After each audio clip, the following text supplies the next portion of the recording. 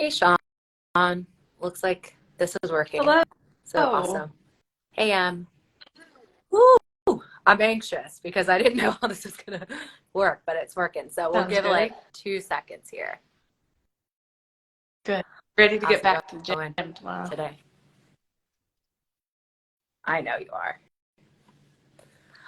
All right. I'm gonna give it one more minute since I'm very punctual and 2 minutes early. What do I'm you got actually planned for today? finishing up all of my workout reflections, workout notes from Wodapalooza. Like, I love to go back and watch every event. Like, just see what my limiters were, see how I can be better prepared next time, and give way too many details. Yeah, that's awesome though. I mean, I think most people that have followed you have an idea about how intentional you are, and that's really cool. So, um, okay, so we're gonna get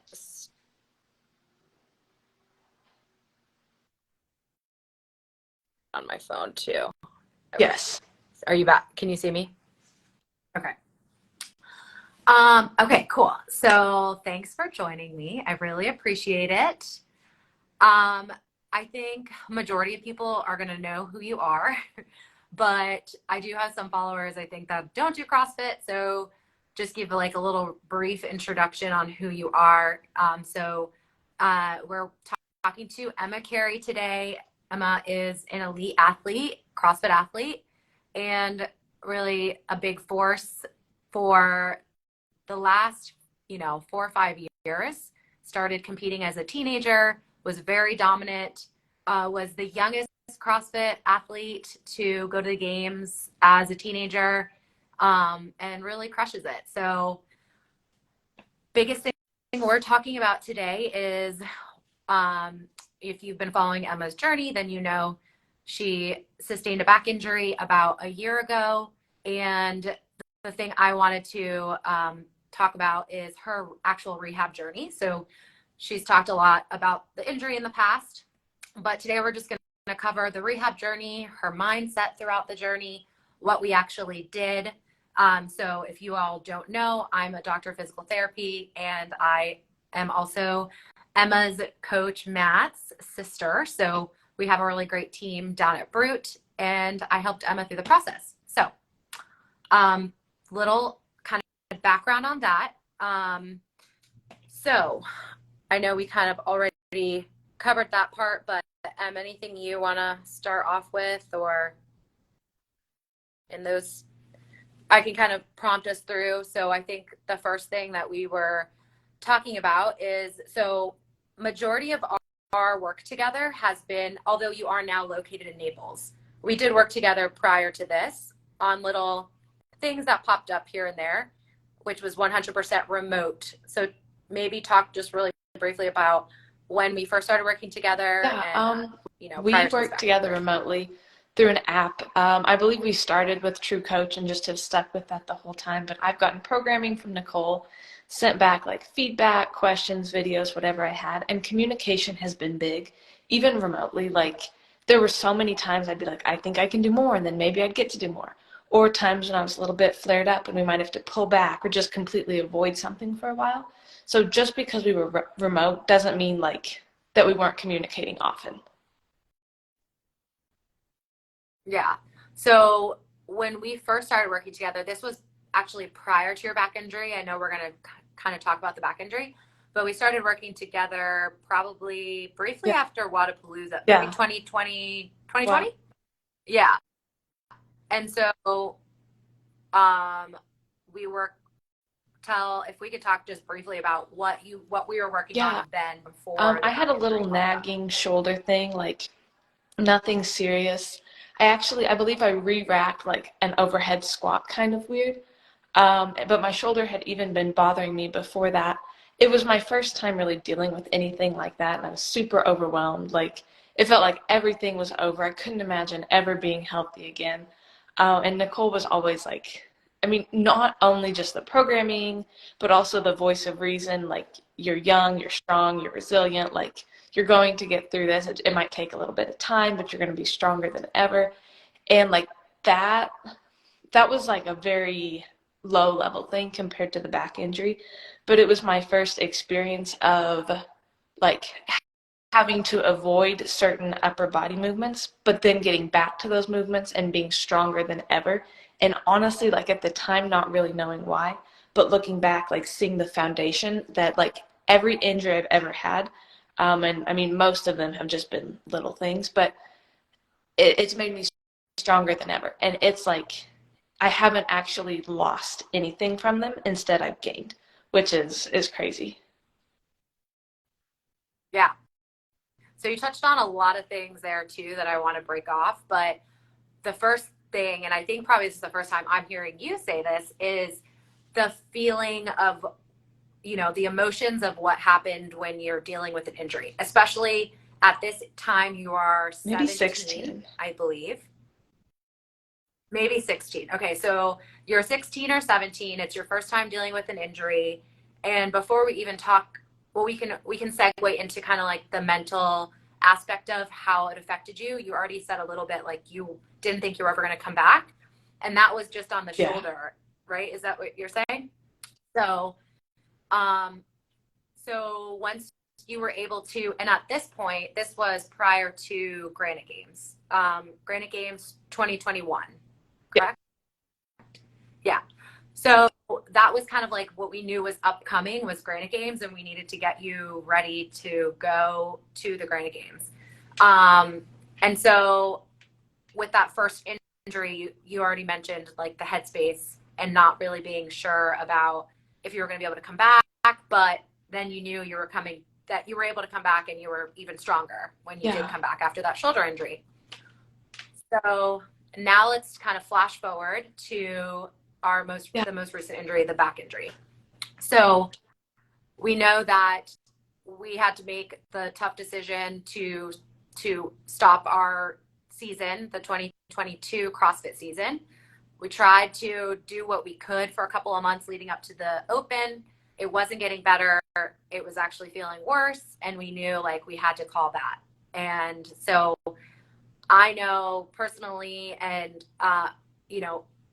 our small kind of bubble in Naples, Brute Crew, Matt, myself, we saw from the outside that it really affected you. So if you could talk a little bit about how pulling, what it felt like, the headspace you were in, dealing with that injury, especially considering we had an to end that injury's season. scary. Like, as soon as it happened, it's scary because it's not always fully within your control. Like, there might have been things you could control in the past that are no longer like, I mean, you wish you had a time machine. Like, you wish you could go back and change it, but you couldn't, and that's the situation you're in then, and that's not within your control. And to feel pain and like not really be able to do anything about it in that moment is just scary. And then you think about what's on the line. Like, then you think about the season and the goals I have for myself. And like, it was just becoming a very real possibility of not being able to compete. And that honestly felt like my identity. And so it was scary for that to feel like it was a risk. And then for that to be taken away really just crushed me, like more than anything ever has before. Um, I wish I could go back and just give myself advice that this doesn't have to be, like, this won't be 100% a negative thing. Like, there is loss. I mean, there's the loss of the season. Of course, there's going to be like a short-term loss of fitness and loss of strength, like, because I will have to avoid things. But as a whole, it's going to be a gain. Like, it's going to be a gain of a stronger foundation, like, but just with my back specifically and my core, but also a gain in what I could work on, like strict handstand push-ups and running and so many things that have just always been major weaknesses that I got a whole year uninterrupted to work on. And then, like, yes, I lost the season, but I gained so many lessons that, like, that's why I think I will have success in future seasons, is because of everything I learned through this. So, I mean, in the moment, it was just so easy to focus on what was lost. And, like, yes, what was lost was crushing. Like, to have to miss a season, to have to watch everybody around me training and competing, and for me just to be struggling with, like, I mean, I'm lifting a barbell right now. Like, this doesn't feel like me. This isn't like why I do CrossFit. But then to be forced, honestly, to take that step back and to just redefine my why and like find a passion for the details and in just doing the little things, right? And then to be able to learn so much along the way. Like, if I could go back and just try to help myself through that time, I would remind myself that I'm going to gain so much from this, that it'll be worth it, and that I wouldn't change it. Yeah, 100%. And I mean, one of the things that I think I try to talk to you about, and I know Matt does as well, is finding things that anchor you, and that like when those emotions come up of like grief or disappointment or sadness, is number one, knowing that it's not who you are, it's just how you're feeling at the moment. And then finding, all those things that you said, because I really truly hope that there is not another season ending injury that pops up. But how can we look back at this? And you love to journal, you love to document, so documenting in some fashion and finding an anchor that you can always look back to and say, hey, look back at that shoulder injury and thought, I was never going to get past this. Look back at that back injury and I thought, okay, now this is one I'm definitely never going to get past. How am I ever going to get back to where I was? And just how much you really can and will overcome, but it feels almost hopeless in the moment.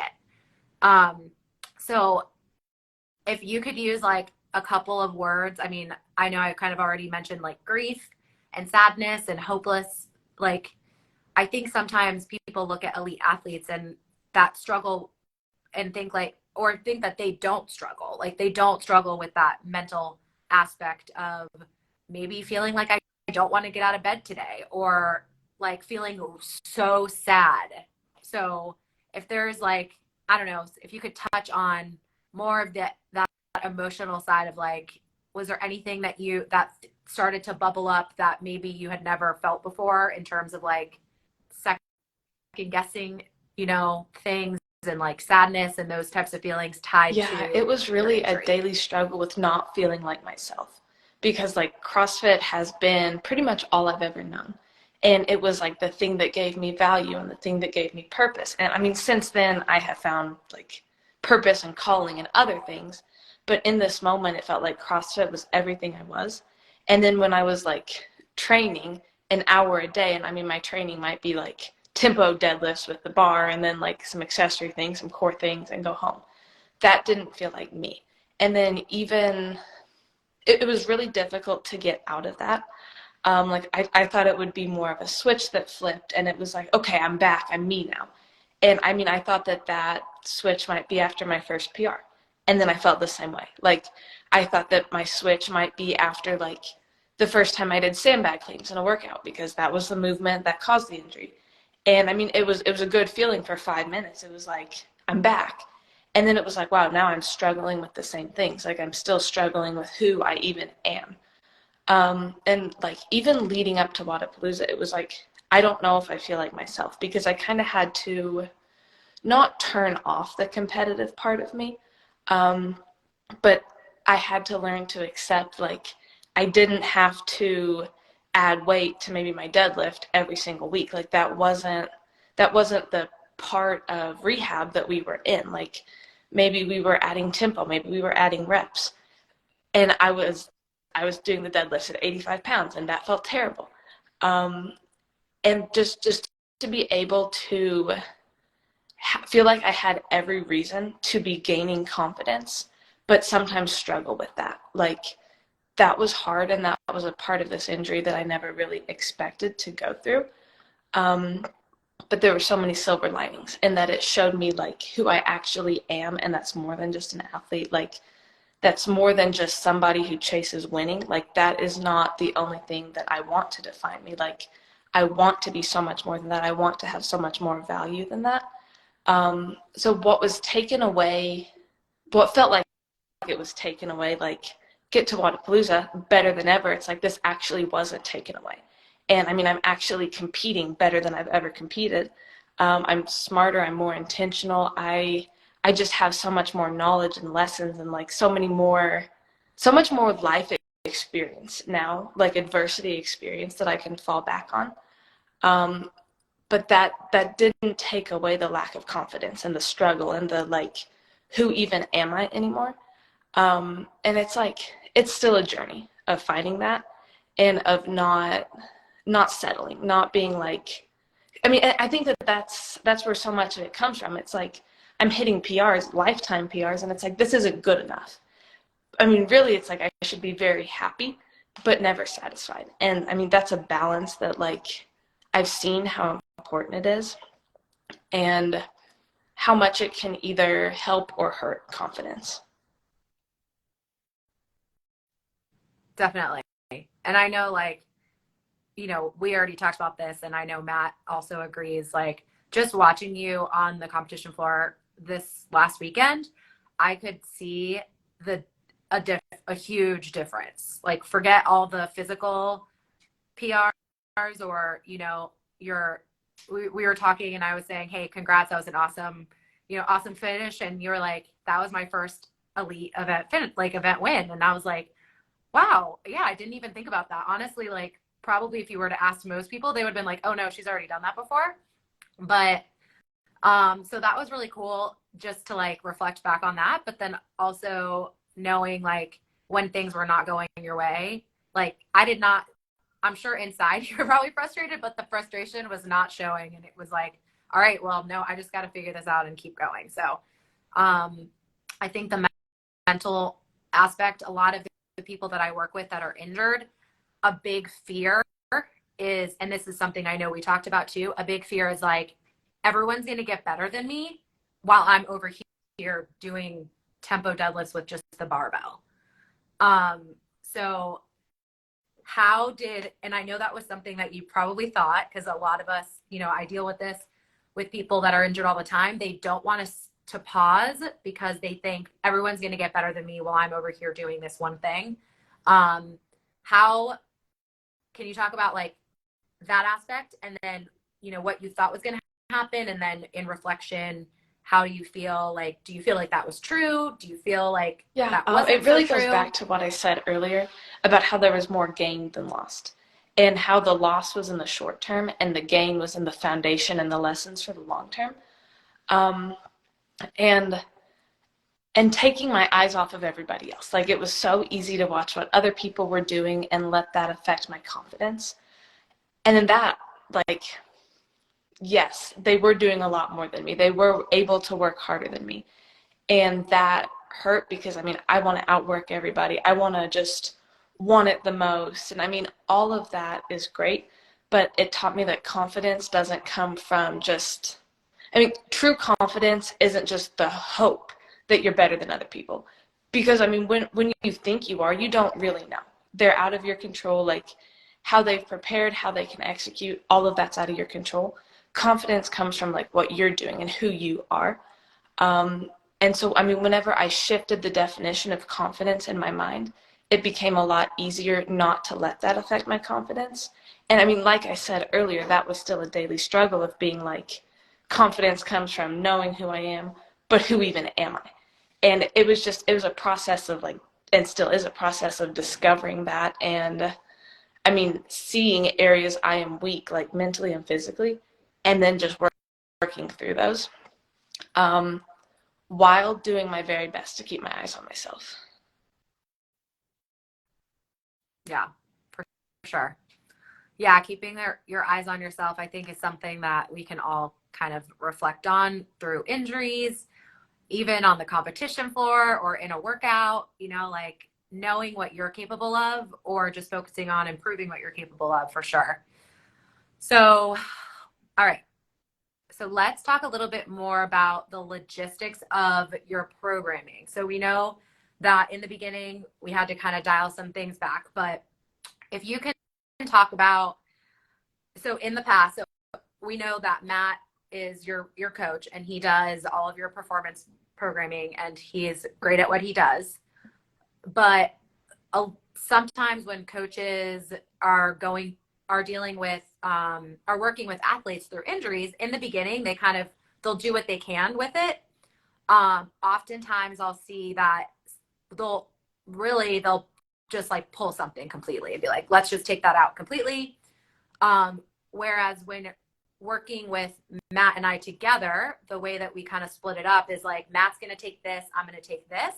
And if you could talk about like, you know, how our communication style is, like when I say I don't want to take things out if we don't have to, like how can we find a way to do it something similar or in some fashion, even if it's lighter or slower. I don't know if this question is making sense, but if you could talk about maybe like what you thought was going to be like completely removed versus like what you did do even in the earlier stages, and how we coordinated like the programming between Matt and I, both programming. I know for that you. every injury is going to be different in this, but I just kind of imagined I needed to like sit around, wait for my back to heal, and then I could get back into things. And I mean, my specific injury wasn't really like that. Like there was a time whenever we had to like manage the inflammation and just let that calm down. But that amount of time was so short. I mean, that amount of time was just like a couple of weeks. And then some flare-ups throughout there where we had to like take stuff completely out. But for the most part, it was like a strengthening and it was rebuilding, getting back into, I mean, first just movement. And then it was like, then it was time to build strength. Then it was time to build volume. Then it was time to be able to do it fast. And I mean, there was such a process to all of this, that was going on at the same time as my normal as possible training with Matt.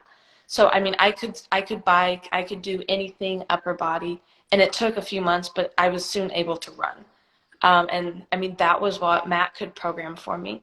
And I mean, we did everything we could do to build fitness within those things while I was like just rehabbing and coming back from injury, like usually in my session 1 with Nicole, and like doing Matt stuff more as a session 2, conditioning, upper body, whatever. And it was like they complemented each other, but Matt wasn't really programming much lower body or hinging during this time, so Nicole could be in control of volume, which I learned was very important and very important to stick to that, because if there's a flare up, like we need to know what caused it, and then we need to know how much we can build every week. And I mean, that was another hard thing. It was like I could maybe do 30 deadlifts one week, and they were light deadlifts, and I felt like I should be able to do so many more, and I felt great. And I was like, how about, I mean, this next week there might be a Brutal Friday workout that has like 100 deadlifts, and like I wanted to be able to do that because the 30 felt so great. But Nicole really helped me realize how it's a process, to add that back in, and how important it is to work with somebody who knows what they're doing with that and can adjust whenever, like, I mean, obviously it's not going to be a perfect process. Yeah. Yeah. So, and our back programming was also, we can't say 100%, probably like 95% remotely, like in the beginning of your injury when you first came back from Dubai, and kind of coming out of the open when we had some aggravation. I did do a little bit of hands-on stuff. You got some work with some local people in town. But for the most part, what would you say percentage-wise, like our programming was in terms I would of agree with remote versus in person? Yeah, so 95%, like done. Yeah, so all right, so we know, you were gradually being re-exposed. We did a lot of this remote, and then looking at timeline. So I know, like, if you could talk a little bit about, every once in a while we would meet up probably every 4 to 5 weeks, and we would talk about timelines and like how do we know we're progressing. So like if you could talk a little bit about that aspect, the communication in terms of how we know we're progressing, and what we're doing, and then like expectations. Yeah, between each kind of phase. I withdrew from quarterfinals, so I mean, up until that point, it had been like very bumpy, just adding a little bit too much in, which wasn't even a lot, and then like managing that flare up, not including that time at all, because I mean that time was just focused on like how can I just get through the next competition, and that was a very bad place to be. But after withdrawing from quarterfinals, when we knew we had time to come back right, like not rushed, not just like checking boxes of different competitions, but to actually come back right and to be able to come back stronger. Nicole sent me a 6-month plan. And I was horrified to get a 6-month plan. I was like, this is way too long. Like I was like, there's no way it's going to take this amount of time. And I mean, another thing I wish I could go back and tell myself is like, it's going to take the amount of time that it's going to take. Like, you can't control how fast it heals. You can't control how fast. And I mean, you can do everything. I mean, you can control certain things, but there's a lot of it that it's like, it's just your body's time to heal. Um, and we divided it into different phases. And phase 1, I believe, was just like managing the inflammation and the flare up that had happened, like right before quarterfinals and attempting to do some stuff there. And then like the next phase was, what was the next phase? Sorry. Oh, it I was have to just pull it up. I don't divided have it into, I directly. believe it was like 4 to 6 week blocks. And we had kind of like a checklist of where we wanted me to be after this. So whenever the process felt slow, whenever it felt like I wasn't making any progress, it was really helpful to be able to look at that and to see that I was right on pace to be able to do what we needed to do to be ready for Wodapalooza. Um, and it turned from rehab to, I mean, what you would consider more as rehab, like slow tempo accessory work, even to like EMOMs with maybe power snatches and burpees, just to reintroduce that volume, not with intensity.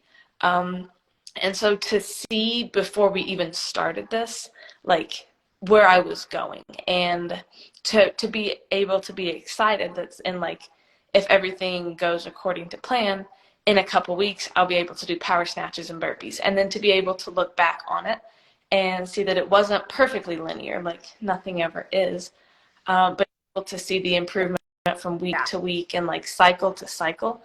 um, how everything was so intentional and how all of the pieces were just being built to come together. Yeah. So I actually was able to pull it up now. But yeah, it is. I'm gonna see if I can do a little. So it was basically an Excel spreadsheet, right? So like looking at phase 1 and then going through for 6 months and talking about the different phase goals in each phase. And when it comes to rehab, it's a little bit different than our traditional strength and conditioning, right? We're looking at more criteria that we're looking to meet. So kind of like what you talked about in phase 1, we're looking at decreasing swelling, inflammation, protecting any tissues that are potentially damaged, reducing symptoms, figuring out which direction, if you have a preference. So in your case, extension based stuff later on tend to be more of that aggravation. And so like that's kind of like our phase 1 goal. And so every time we would meet up, like you said, we had the plan, and then we were kind of chatting like, okay, how has your baseline pain been through training? Are you able to, how's your day-to-day pain? Like once you're like, oh yeah, like 0 or 1, maybe a little bit of stiffness was like the primary thing, I think. And actually looking back, I feel like we were pretty much on, and this does not always work out exactly as planned, but we were like pretty much Yeah, on target for at the sure. end of the day, would you say? So it was almost like to the week. We were going into August, I think, when we kind of like officially handed everything back over to Matt. And, with getting back to full intensity before Wodapalooza being our like primary goal, which is pretty cool. And like probably throughout the process, when there were bumps in the road, maybe it was difficult to see the 6-month finish line, or even think maybe it's going to be more than 6 months. But I think at the end of the day, it actually worked out pretty cool. Like being able to see like we finished pretty much on par. And keep in mind I just want to mention this, like working with someone like Emma, she has so many things dialed in. Obviously her nutrition, she knows exactly what she's eating. Her sleep, I think that was something that was a little bit bumpy, but has gotten better, like just overall. But I mean, she prioritizes sleeping, recovery. She knows what her training is.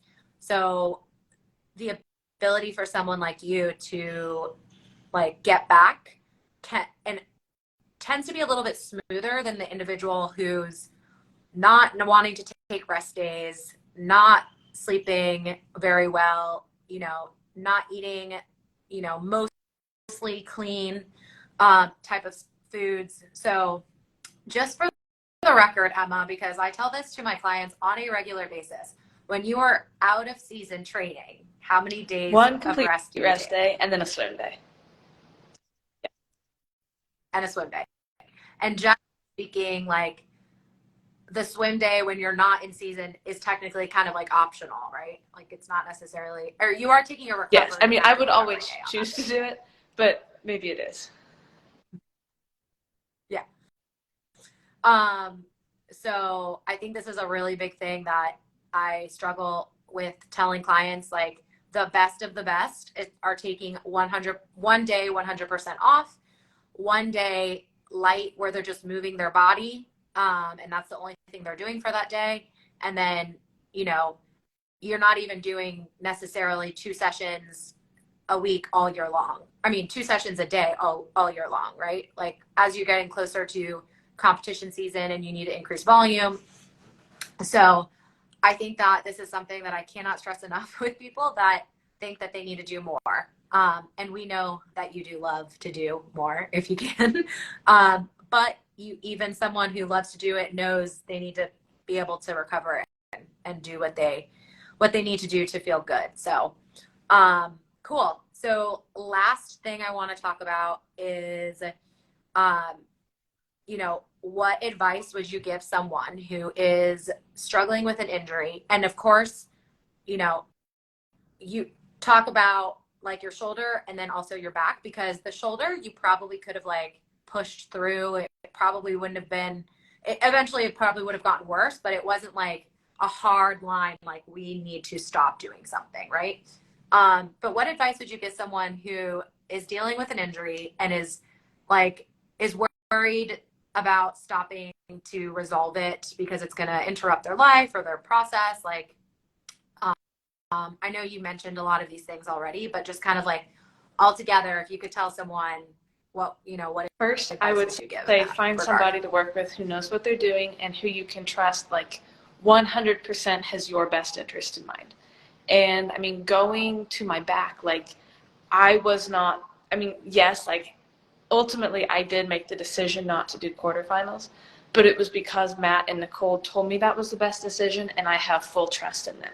Like if it would have just been me, if I wouldn't have had them, I would have attempted to push through. I would have made it a lot worse. And I mean, maybe I would have done damage to the point when like I couldn't come back from it. Like that's the scariest thing to think about, that I mean, without people in my life who just know so much and care so much, that I wouldn't have known how to handle this at all. Like it makes me so grateful to have people who aren't afraid to have hard conversations that benefit me just because they care about me so much. And I mean, not because those conversations are fun to have, but because they're necessary. That would be my biggest thing, is like just get somebody who can guide you through it. I would recommend Nicole, of course. But my second thing would be like, and just like I said earlier, there's more gain than there is lost. And I mean, maybe for months you can't see that. Like I honestly couldn't fully see that until Wodapalooza, until like I had such a hard year mentally and physically, and just, I mean, it felt like there were times when it was like, I don't know if I can come back from this. I don't know if I'll ever be the same. But then to still just go through all of that adversity and stand on the start mat the best I've ever been. Not in spite of the adversity, but because of it. Like the adversity is what created the changes in me that I needed. Just lean into that and like don't run from the emotions of it. Of course it hurts because you care about it. I mean, whether your goal is like to win the CrossFit Games or whether your goal is just to be healthy. I mean, it's hard to be injured, but it teaches you, and even the pain itself can teach you. So don't run from the emotions and don't give up. Like, it'll be a hard process. Highs and lows are just part of it. It's not going to be linear, or I mean, maybe even close to linear. There will be times when, like, maybe you don't see progress from the last month, and you'll have to look further back and be like, you know, at least I'm doing better now than I was 3 months ago. And that you never know how close you could be to a breakthrough. Like, you never know. I mean, one of my favorite things to think about is how, like, water is really, really hot at 211 degrees. Like, it's really hot. And if you stopped there, you would never know that it could have boiled with 1 more degree. And so don't give up. Like, just keep chipping away, keep doing the little things right. And I mean, don't ever stop believing in yourself and in your ability to handle adversity and to come back from it. Yeah, that's a really cool analogy. I love that. I've written down 2 things that you've said so far. I like the water thing. I might have to use that one day. But there is more gained than there is lost. And I think that that's a really cool quote. And also, you know, it's going to take the amount of time that it's going to take, right? So, like, those are both great things, and I'm definitely going to use them as quotes. I love that. And, you know, I think the more that athletes talk about their injuries and what they're dealing with, the more that people can understand that it's okay to deal with an injury and it doesn't make you weak or broken. You know, I think when athletes hide behind their injuries, or sometimes they think, like, I don't want to show my weaknesses. I don't want to tell people that I'm injured, because then they're going to think, oh, you know, whatever they're going to think about me. And I think the more that we talk about these things, the more that we talk about how hard it is to deal with mentally, you know, the struggle of dealing with doubt and what you think is going to happen versus what actually happens at the end result. You know, I think it's super helpful. And I really, really appreciate you, you know, being willing to talk about these types of things and share your story, and obviously, you know, share how we were able to work together and get you to where you are now. And, you know, I absolutely love working with you guys, and obviously love working with the Brew Crew. And yeah, I'm just grateful just as much as you are for, it's challenging. And, you know, you mentioned those difficult conversations. They've been uncomfortable and difficult. And, but I think that it makes us closer and trust each other more, because it's important. And just like you said, like, if we didn't care, we wouldn't have those conversations. So yeah, I really, really appreciate your time. And any, like, I final do words just on want to anything? say, like, kind of address the showing weakness part, because that is something I hated that I had to put out there. Like, I hated that, of course, when I withdrew from Dubai, I had to give a reason why. When I didn't do quarterfinals, I had to give a reason why, because I was afraid that people would, I mean, there might be a lifting event, people would be like, oh, you know, she won't do well, she had a back injury. That was a fear in my mind, is that competitors specifically would view me as weak because of what I had been through. But now I view it a lot more as an advantage of, like, look at all the adversity I overcame. Look at all of the self-doubt that I came back from and that I fought to prove wrong to myself. Like, I mean, not other people doubting me, but me doubting me. Like, having to fight that every single day and proving it wrong and being better than ever, that's an advantage. Like, that's not weakness, that's strength. And I mean, there were a lot of weak moments, but it's strength now. Yeah, absolutely. That's so true. And I do think that it's a big thing out there. And I also believe that it's a strength and not a weakness. And we know you're going to be coming back and doing big things, and can't wait to watch. So I appreciate it so much, Em. And we know that you're itching to get back to training. It's been a rest week pretty much. So enjoy the rest of your rest week. And we'll definitely be watching you crushing it and going into the Open here Sounds in like less amazing. than Thank 4 you. weeks. So Bye. thanks, Em. Bye.